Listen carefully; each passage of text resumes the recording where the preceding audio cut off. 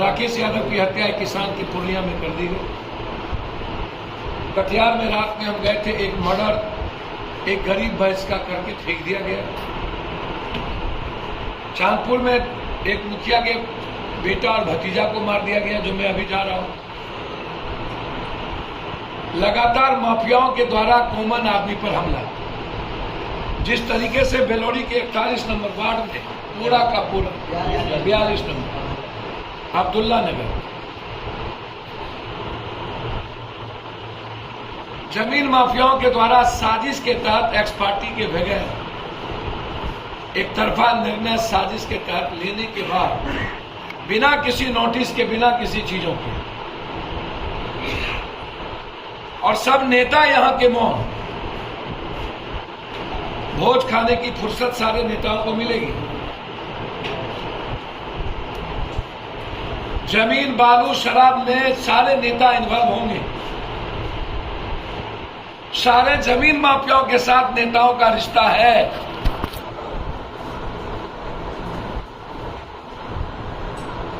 इसके पहले यहां पर एक डीएम हुआ करता था, सहर्ष भगत, किसके साजिश पर वो पूरा का पूरा इंक्रोचमेंट पैसा को लेकर के कर रहा था। कौन है यहाँ का एक बड़ा माफिया जो अपने को बिल्डर बनना चाहता है, और उसके कौन था जो एक होटल में जाके सूरा शबाब सुंदरी सब कुछ तय करता। मैं सहर्ष भगत के टेन्योर को जांच करने के लिए मैं चिट्ठी लिखने जा रहा हूं कि वो कितने बार एक होटल में जाकर के ऐशो आराम की जिंदगी जिए। सीसीटीवी फुटेज उसका निकाल कर ये बताएं कि एक डीएम को कितने बार एक होटल में जाने की पूरी छूट। और उसने इसके पहले भी एक डीएम यहां पर था, जिसका नाम मैं अभी नहीं लूंगा, जिसने गलत तरीके से कई व्यक्ति को लाल कार्ड वाली जमीन दे दी, और जमीन माफिया से मिलकर जब मेरा केवाला है, सारी पर्चे कट रहे हैं, उसके बाद आम आदमी के जमीन पर गिर दृष्टि। ऐसे लोगों को माथे में मारना चाहिए।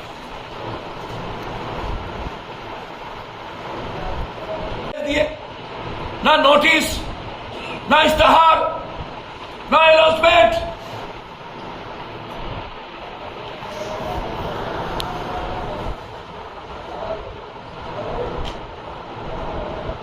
मैं लिखने जा रहा हूं,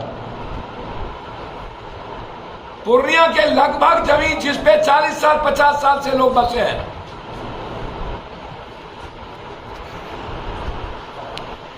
जिसका केवाला से लेके सब कुछ है, उसको किसी जमीन माफिया के नाम से, ब्रोकर के नाम से जमीन कैसे होता है? शहर में कोई ग्रीन वैली एक 200 कितने सालों से सुनता है कि लगातार बनने की बात है, उसमें लगभग 100 बीघा से ज्यादा जमीन लाल कार्डधारी की है। मैं उस जमीन की पूरी जांच चाहता हूं और मैं मुख्यमंत्री को लिखने जा रहा हूं। वो अलग बात है जांच होगी कि नहीं होगी, यदि नहीं होगी तो मैं कोर्ट जाऊंगा। पूर्णिया के आम आदमी के जिंदगी में दखल देने की इजाजत जब तक मैं जिंदा हूं किसी भी माफिया नेता अपराधी को नहीं दूंगा, और मरते दम तक घर नहीं तोड़ने दे। मरना पसंद होगा, एक घर के लिए भी घर नहीं तोड़ने दे। और अंतिम, यहां के सारे एमएलए एमपी क्या मर गए कि 42 नंबर वार्ड के लोग दहशत में जी रहे हो? ये सबकी जिम्मेदारी बनती है। मैं इसमें राजनीति नहीं करूंगा। बचिए माफियाओं से।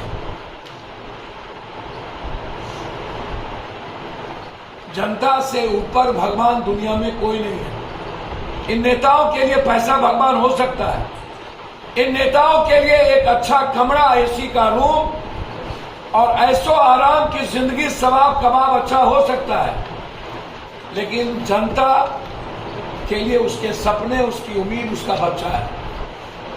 करते हैं चाहे वो जितना बड़ा ताकतवर माफिया हो, ऐसे किसी जमीन में दखल मत दीजिए जहां पर आम आदमी 20 साल से उनकी सारी पर कागजात हैं और उसके बाद आप दखल देते हैं। तो आप समझ लीजिए वो युद्ध पप्पू यादव वर्सेस आपकी हो। मोदी परिक्रमा और गणेश परिक्रमा के अलावे, अमित शाह के अलावे कोई मतलब नहीं है। गोदी मीडिया के लोग से मेरा एक बात पूछना,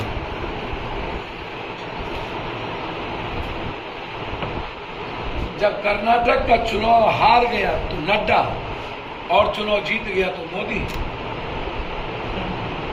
कर्नाटक में कांग्रेस चुनाव जीत गई तो गोदी मीडिया शुरू करने लगा।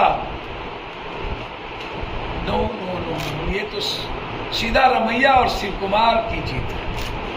मतलब राहुल गांधी और प्रियंका गांधी से इतनी फटती क्यों है, इतना डर क्यों है? मोदी मीडिया के उन हिप्पी वाली बाल वाली सबको डर क्यों होता?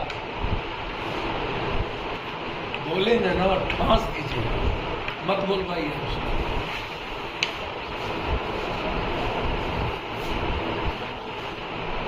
ईवीएम खराब नहीं कर, डर क्यों? इस बार ईवीएम खराब नहीं कर।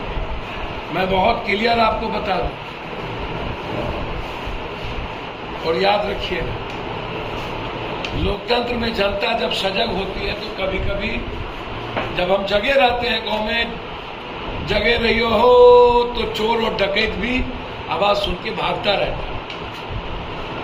जब तक विपक्ष अपने धर्म की वो निभाएगा, आवाज उठाता रहेगा लोकतंत्र के लिए, आम आदमी के लिए, वो दिक्कतें आएंगी।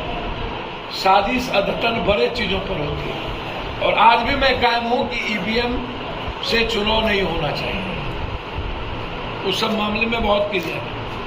लेकिन गोदी मीडिया से मुझे बहुत तकलीफ है कि एक इलेक्शन एमएलए एमपी का जो चुनाव आयोग कराता है, और एक इलेक्शन नगर निगम नगर पालिका जो स्टेट इलेक्शन कराता है। कर्नाटक की जीत को आप उत्तर प्रदेश के डर को दिखा रहे थे, और जीतने के बाद आप ही तय कर रहे हैं कि मुख्यमंत्री कौन। इसीलिए बीजेपी में गडकरी भी तो है पीएम, क्यों नहीं बोलता है बनाकर? अपार संभावनाएं हैं विपक्ष में। सवाल विपक्ष के पीएम का नहीं है, सवाल है इस देश को 24 में बिना पार्टी बिना पौवा को बचाने का।